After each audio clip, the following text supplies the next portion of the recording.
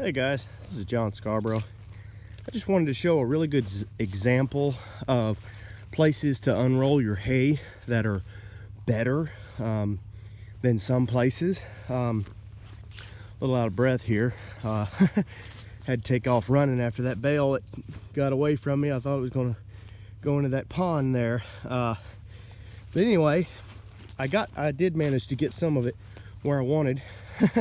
Had to do it by hand there, just because it got away from me. But right here is a spot along this pond here. In the summertime, this barely wants to grow any grass at all.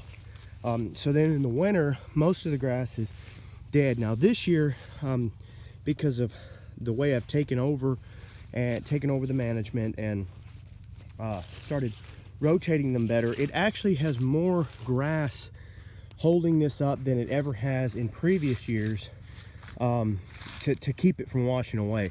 Generally it washes a pretty good bit every single year.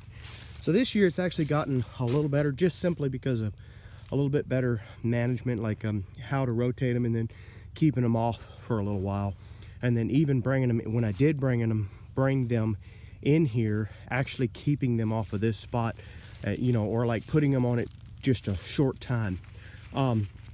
Usually this pen right here is small enough I can just run them all in here for about a day, maybe two, and then run them right back out. This is more or less a holding pen with a pond in it for when we get done, like if we're bringing them up to work in pens or something like that. Sometimes we'll throw some calves or something in here.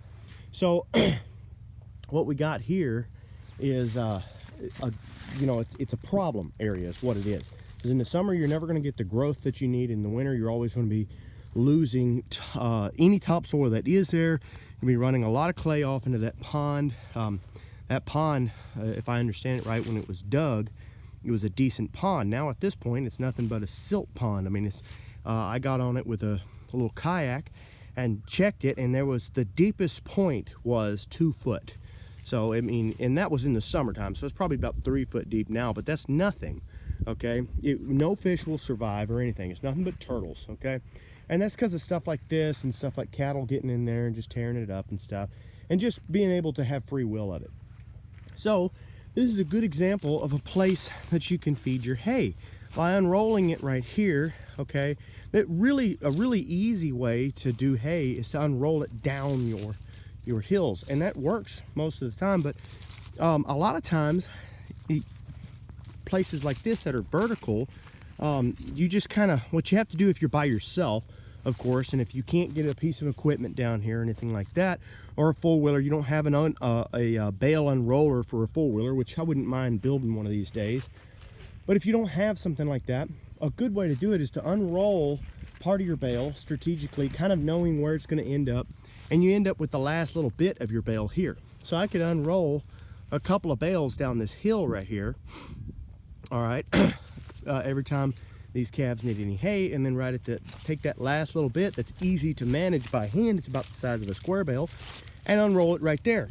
I'll end up probably with 3 or 4 bales that end up across there, and that will help to heal this little spot up right here. Of course, if you had a bale unroller, you could come over here with one bale, completely unroll it in one spot. That would be the most ideal way to do this. You can't always do everything perfect the first time, okay? The point is where you're putting your hay. You've got to feed hay. Everybody has to feed hay at some point, unless you're just really fortunate and you live in the perfect part of the country where you don't ever have to feed any hay or anything like that, and you can raise all the cows you want. And some people have places like that. Very few people can get away with not feeding some hay if they want to stay in the business.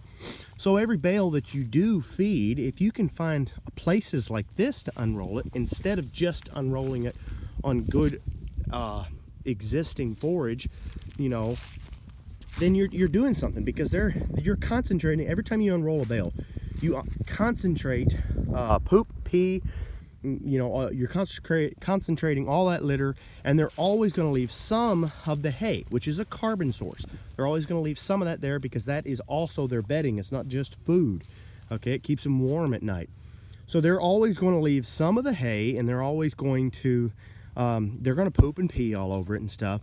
So you use that to your benefit. You put it here, you concentrate a lot of poop, pee, and carbon here. Come next year, we're going to start getting a lot better increase as far as grass starts coming in. The first thing you'll see coming in is winter grass will start coming in and grow up right there where that grass is left behind, because the high nutrient concentrate there. Then the winter grass will have some really low, not very deep is what I mean to say, carbon deposits. As it dies, because it's only an annual, okay, once the summer comes, it dies, then those roots die and they rot, and then that's more carbon in the ground. There will also be seed left here, okay.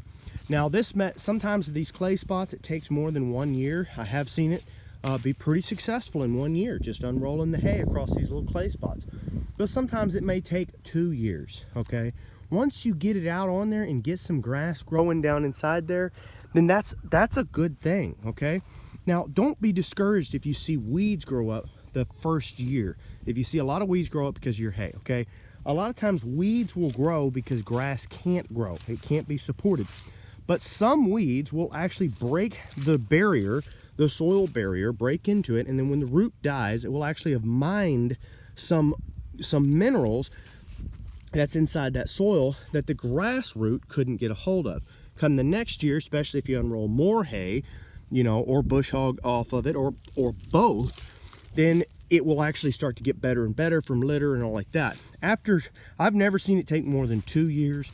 90% of the time you get a pretty good recovery the first year, okay? So just be mindful of that when you're feeding hay. If you got to feed hay, it does not take very long. It doesn't take very much work. You can seriously repair places like this, make them look a lot better for when you're going to be fishing the next year. You know, if I could ever get this pond to where I could fish out of it. If it's for somebody else's land, then you could, it makes it look better for the landowner, makes your landowner happier, whatever the case may be. And in the winter time, it keeps it from just washing all off and turning into a mess. Also, if you come driving over here with a four-wheeler after a rain, this would be slipping and sliding mess. I mean, it would just be an awful mess. The cattle would be walking through it. It'd be nasty. So the more places you can find like this to put some hay, they're just small spots, but they're all over the farm. Even on a pretty good farm, you'll find places that are just a better place to put hay. So just keep that in mind, y'all. You can repair places like this. I've been doing it for a little while now, and honestly, it's really enjoyable to see unrolling some hay, getting some animal activity, not very much work at all, and you turn around the next year and it looks great. So anyway, guys, thanks everybody. Don't forget to subscribe.